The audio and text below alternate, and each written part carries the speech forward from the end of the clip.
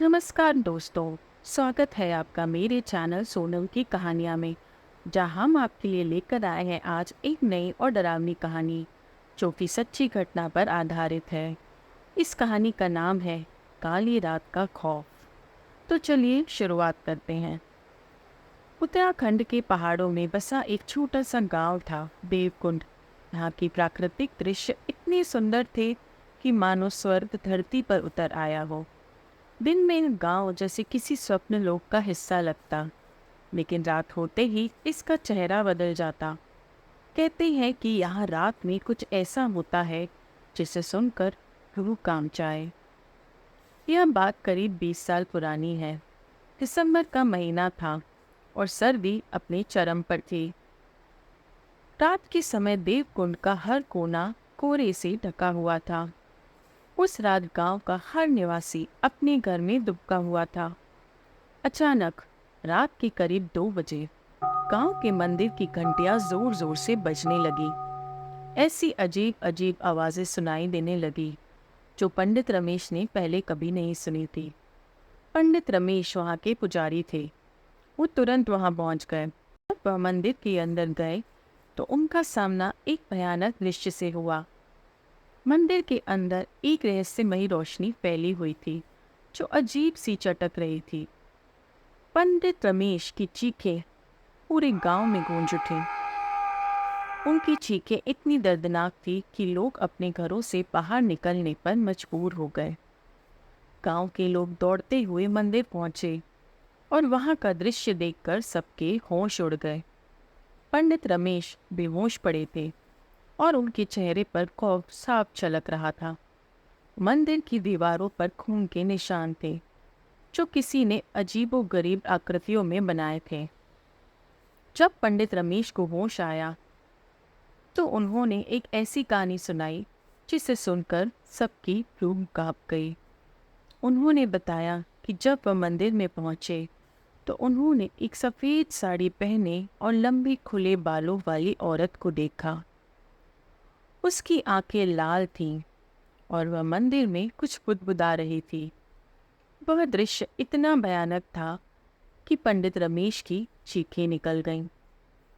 इस घटना के बाद से गांव में अजीब अजीब घटनाएं होने लगी। किसी के घर के दरवाजे अपने आप खुल जाते तो किसी को रात में किसी के रोने की आवाज़ें सुनाई देती। एक बार गांव के एक युवक रोहन ने बताया कि उसने आधी रात को किसी को अपने घर की खिड़की पर खड़ा देखा। जब उसने उसके पास जाकर देखा तो वहाँ कोई नहीं था। यह सब घटनाएं लोगों के दिलों में डर पैदा कर रही थी। गांव के बुजुर्गों ने बताया कि कई साल पहले इस मंदिर के पास एक औरत की हत्या कर दी गई थी। वह औरत, जिसका नाम था लक्ष्मी, एक देवी भक्त थी और गांव के कुछ लोग उसे डायन समझते थे। उन्होंने उसे मंदिर में ही मार डाला और उसके शरीर को वहीं दफना दिया। कहा जाता है कि उसकी आत्मा को शांति नहीं मिली थी और अब वह गांव में भटक रही थी।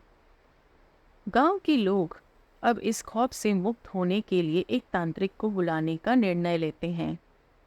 तांत्रिक ने गांव में आकर देखा कि यह आत्मा कितनी शक्तिशाली और खतरनाक है।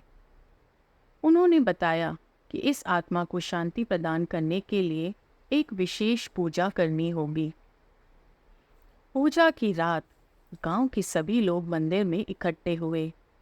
तांत्रिक ने मंत्रोच्चार शुरू किया और पूजा आगे बढ़ी। पूजा के दौरान मंदिर में अजीबोगरीब घटनाएं होने लगीं।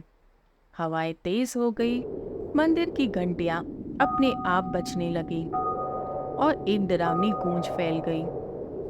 तांत्रिक ने अपने मंत्रोच्चार को और तेज कर दिया। गांव के लोग डर के मारे कांप रहे थे, लेकिन तांत्रिक ने हार नहीं मानी। अंत में उनकी मेहनत रंग लाई और लक्ष्मी की आत्मा को शांति मिल गई। मंदिर की घंटियां शांत हो गई और हवाएं रुक गई। उस दिन के बाद से गांव में फिर कभी ऐसी घटनाएं नहीं हुई। मंदिर की घंटियां फिर से शांत हो गईं और गांव के लोग फिर से सामान्य जीवन में लौट आए। लेकिन वह रात जब पंडित रमेश ने भूतनी को देखा था, वह हमेशा गांव वालों के दिलों में खौफ बनकर रह गई। काली रात का खौफ देवकुंड गांव के इतिहास का एक ऐसा पन्ना है जो कभी भुलाया नहीं जा सकता। इस घटना ने यह साबित कर दिया कि कभी कभी हमारे चारों ओर ऐसी शक्तियां होती हैं जिन्हें समझना हमारे बस की बात नहीं होती। इस कहानी ने गांव के लोगों को एक नई सीख दी कि अज्ञात शक्तियों का सामना करने के लिए हमें हमेशा तैयार रहना चाहिए। तो आज की कहानी यहीं समाप्त होती है। कैसी लगी आपको ये कहानी? कमेंट बॉक्स में टाइप करके हमें ज़रूर बताएं। अगर आपको ये कहानी पसंद आई हो तो इसे लाइक करें, चैनल को सब्सक्राइब करें। धन्यवाद।